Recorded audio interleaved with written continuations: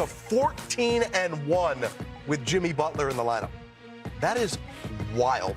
14, and they played some really good teams during this stretch. Steph goes for 28. They go to a different starting lineup. They move Draymond Green to the center spot, put Guy Santos in there. It's the 36th different starting lineup this year for Steve Kerr. And they beat the Knicks, who, of course, you know, you're playing without Jalen Brunson. Karl Anthony Towns tonight, 29 points, 12 of 21 from the field. He had 12 rebounds. He did get in foul trouble, and he fouled out in the final moments of the game. But there's going to be more controversy with the Knicks and Tom Thibodeau. This was caught on camera with Tibbs and Josh Hart getting into it during a Knicks timeout. Listen, we know there's emotions during the game. We know there are arguments. What do you make of this, Isaiah Thomas? I mean, it happens. And, you know, when you have, you know, two intense people, you know, like Hart and Tibbs, you know, I'm sure this is not the first time they've had conversation. It's probably the first time it's been caught on camera like this. So right. I don't think it's a big deal. I think they play with great intensity. I think they, you know, Tibbs coaches hard. So I think this is a kind of move on type of thing. Yeah, I agree with Zeke. A lot of times these situations happen between coach and player, and tempers flare. You guys are around each other all the time. Mm-hmm. It's a long season. Things aren't going the way you want to go in the game, and maybe that's just the day something triggers. You can't happen repeatedly. It can't be a repeated thing, but every once in a while, you just say, hey, I made a mistake, you made a mistake, you address it in front of the team the next day, and you go on about your business. Yeah. Can I be the bearer of bad news? Yes. What's that? Yeah, they're not going to move on from this one. Because this is New York, as you know. Yeah. I covered you while you were working in New York. Yeah, I lied a lot. Wow. Not me. They exaggerated some shit there, man. But this is on the heels of what's going on with Mikal Bridges and Tom Thibodeau talking about the whole minutes conversation and whether there had been a conversation or not a conversation or whatever all that is. And that may not mean anything. But this is now going to be made an issue in New York because, A, they lose the game, and B, there's another issue now publicly with a player and Tom Thibodeau. Like, that's going to be a thing in New York for the next couple of days. So you're saying they can make an issue out of a non-issue? Well, I don't know. Yeah. Basically, yeah, this could be something, you're right, Jared. Two things can be true. This can be something that the team says isn't that big a deal. But this can be something that the New York media spins in the paper or wherever, or makes headlines for the next 2 to 3 days. I definitely agree with that. Because I've been on teams where you'll read articles and they'll make it seem one way, and in the locker room it's like, well, with us, it's not that way at all. Yeah. I do know there is a good relationship. There has been a good relationship between Tibbs and Josh Hart. And Josh Hart will oftentimes try and stir the pot to try and get things going with the team. But there is that mutual respect. Especially a guy like Josh Hart, because he plays so hard. He goes out there, he plays bigger than what he really is. He lays it all on the line. He's a Tibbs type of guy, so you know they don't have any real beef. Now let me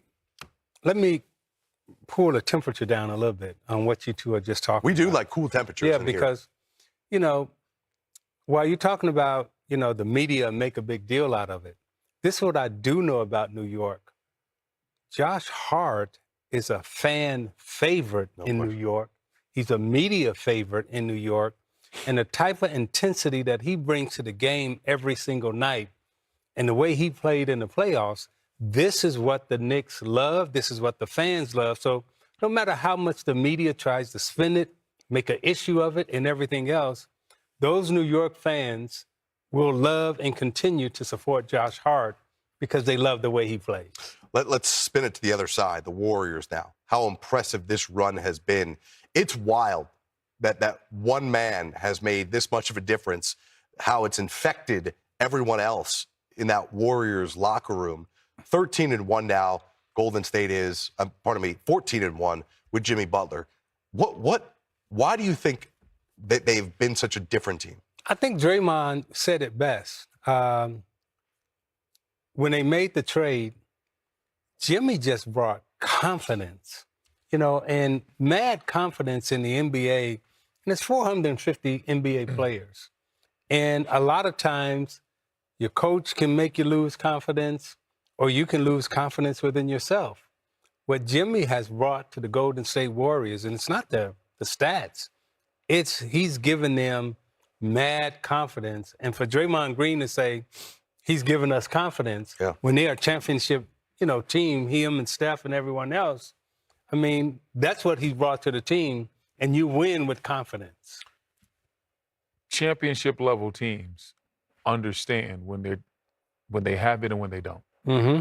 And Draymond has been a part of multiple championships. And he went through the beginning part of the season. He realized, he looked around that locker room. He said, we might win some games, but we're not good enough to win a championship. And then to your point, Jimmy Butler comes in there. Yeah. And you see he raises the tide. Oh, we have another guy that we have a true secondary star that we can go to with Steph Curry. We can take Steph off the ball. This guy can create his own. He can get his own shot. This guy can create shots for Steph. We have another guy that is creative with the ball in his hands.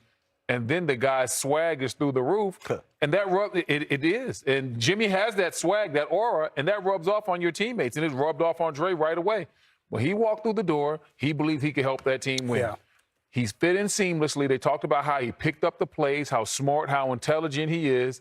And next thing you know, he's out there helping them win right from the jump. And they're winning some of these games, like a night like tonight, he didn't even play well. They still win the game. There's nights where he has 11 points, six points, and they still win because he's doing other things. He's contributing in other areas. But like you said, he brings that swag. He raised the tide of where Golden State was mentally.